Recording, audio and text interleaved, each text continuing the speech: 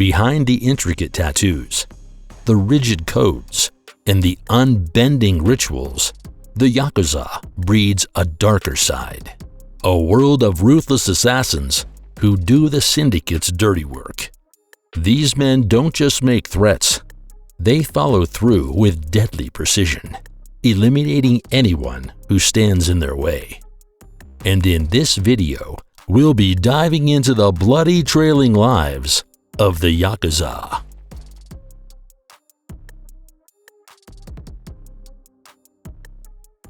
The Vengeful Hit.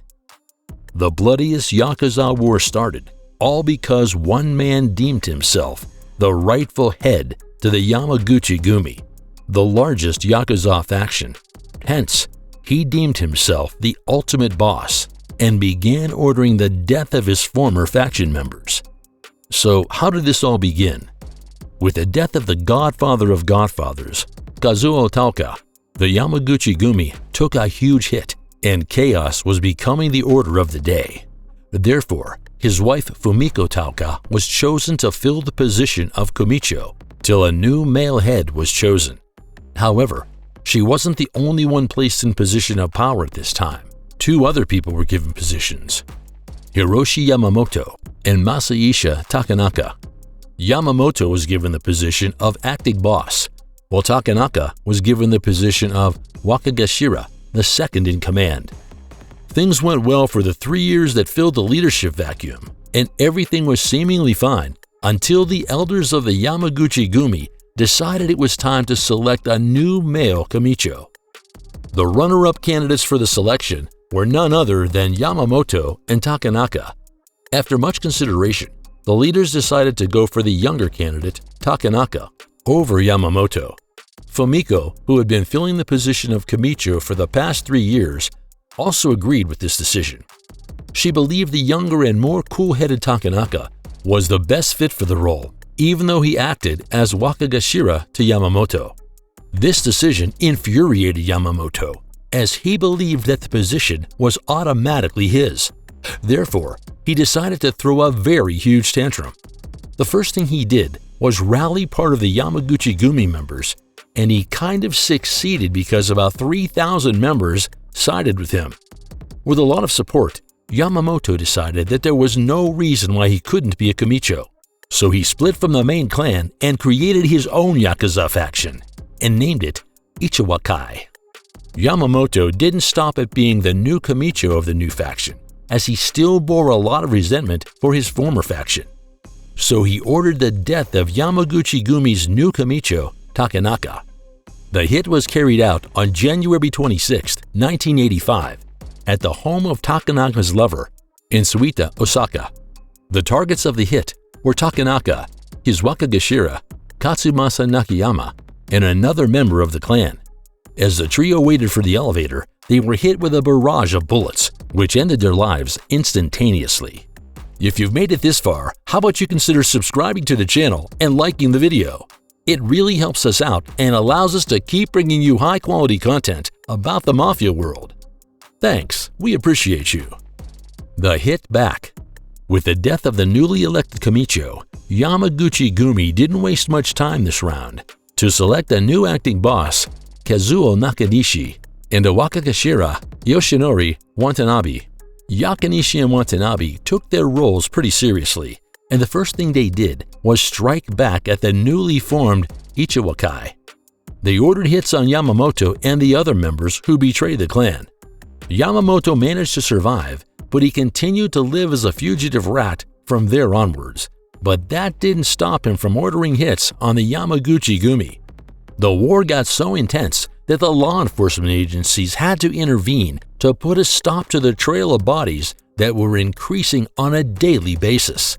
A lot of Yakuza members were arrested to stop the war, but the Yamaguchi-gumi didn't stop, as the acting bosses swore that the war only ends when they wipe the Ichiwakai from the surface of the earth. Seeing the rage he awakened, Yamamoto took the coward's way out. The Ichiwakai realized that they were not winning the battle. Hence, they decided to seek the protection of the police. This backfired though, as the Yamaguchi-gumi were still determined to teach them a lesson in spite of the losses they were incurring in the process. The murdered Kamicho, Takanaka's brother, was a victim of the war as he was arrested by the police, but nothing could halt the moving train. Up until a well-respected Yakuza from a neutral gang based in Tokyo stepped into the fight after the gruesome murder of one of Yamamoto's men. Kazui Inagawa, the founder of the Inagawa Kai, the third largest Yakuza faction, met with both parties and managed to settle the dispute. Inagawa begged Yamaguchi-gumi to accept the members of the split faction back to the main clan, and they got Yamamoto to officially let everything go. Rather than a negotiation, this was more of a plea to live, as Yamamoto retreated to obscurity after that without any interference in Yakuza matters. The bloody war wrapped up with over 300 casualties and about 20 fatalities. A repeat of the past? With the back-to-back assassination orders thrown during the infamous Yamaichi War, law enforcement was on their toes when a similar split occurred in 2015. The Kobe Yamaguchi-gumi faction emerged after splitting from the larger Yamaguchi-gumi. This new group was formed by three key factions: Kobe-based Yamakan-gumi, Osaka-based Takumi-gumi, and Koyo-yukai. Since Japan was still scheduled to host the Olympics by 2020 then, the authorities were terrified that this split might cause a war that could trickle down to that time and harm tourists. Authorities kept a close eye on the split, hoping to ease tensions between the rival groups. Despite these efforts, there was a noticeable uptick in criminal activity across Japan starting in August 2015, including incidents like shootings and office attacks. At this time, Kobe Yamaguchi-gumi had around 2,800 members, which was nearly half of the 6,000-member Yamaguchi-gumi. Hence, they could not be ignored. A wave of kamikaze car attacks and other violent incidents affirmed the concerns among law enforcement that a Yakuza war might be reigniting. These attacks, where cars were driven into the homes of high-ranking rival gang members, were seen as a bold tactic to intimidate opponents. A major crackdown was executed, but this didn't calm the tensions between the two groups, as the tensions further escalated. Yakuza members arrested during crackdowns were only charged with property damage, which carried only a light penalty. Hence, it did little to deter the Yakuza factions. The friction got so high that when Kobe Yamaguchi-gumi held their ceremonies, police stood watch outside their new headquarters, trying to maintain order. Initially, the conflict seemed to settle down, but over time, violence escalated, with killings and attacks becoming more frequent. From the onset, some believed that Kobe Yamaguchi-gumi wasn't hitting back hard enough, and in a world of the Yakuza, showing restraint is often seen as a sign of weakness. If you don't retaliate, you risk being seen as vulnerable, and that's exactly what seemed to happen with Kobe Yamaguchi-gumi. They failed to strike back with enough force, which ultimately led to their downfall. Their first major loss came in May 2016, when a high-ranking underboss was shot and killed with a revolver in the parking lot of his condominium, marking a turning point in the escalating conflict. They tried to retaliate by attacking the honor of the untouchable Kenichi Shinoda, who didn't appreciate the gesture. Members of the Kobe faction surrounded Shinoda after he got down from a bullet train and began to ask for his autograph as well as take his picture. This was a form of disrespect to the Yakuza boss, which is seen as far worse than losing a finger in the Yakuza world. However, before the main Yamaguchi-gumi could retaliate, the Kobe faction faced betrayal on their side. Now there were three factions fighting over the Yamaguchi-gumi name. The result? They shot one another with machine guns, battered up rival members, and rammed trucks into the homes of their rivals. Fighting the war on two fronts, Kobe Yamaguchi-gumi took a huge hit on manpower.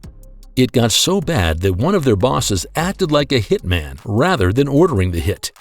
Ordering a hit in the Yakuza world was for bosses, while carrying out the hit was for the underlings. Hence, it was a thing of shame for Hiroshi Nakata, one of the main bosses, and for the Kobe faction when he was arrested for the attempted murder of the Yamaguchi-gumi boss. Nakata himself had driven a black motorcycle and shot a rival in the stomach.